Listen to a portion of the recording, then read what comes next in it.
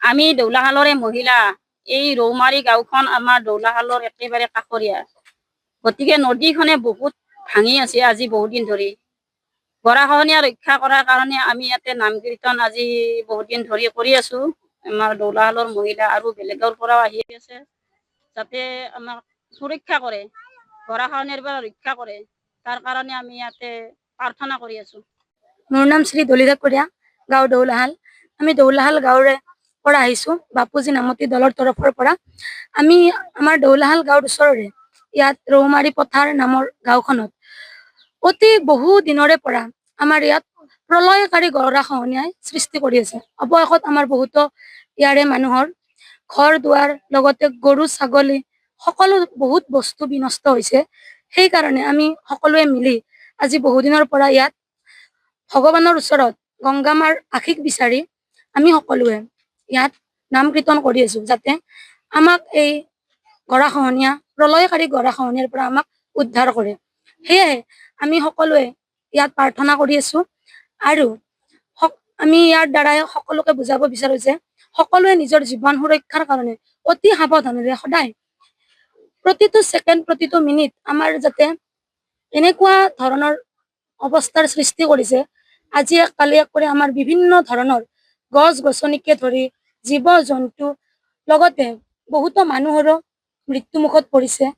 লগতে আমাৰ প্ৰকৃতি বহুতো বিনষ্ট হৈছে সেয়েহে আমি সকলোৱে একেলগ হৈ ভগৱানৰ ওচৰত এইটোৱে আশীষ বিচাৰিছো যে আমাৰ এই প্ৰলয়কাৰী গৰাখহনীয়াৰ পৰা আমাক উদ্ধাৰ কৰে আৰু সকলোৱে সাৱধানতাৰে নিজৰ জীৱনবিলাক ৰক্ষা কৰে। নমস্কাৰ।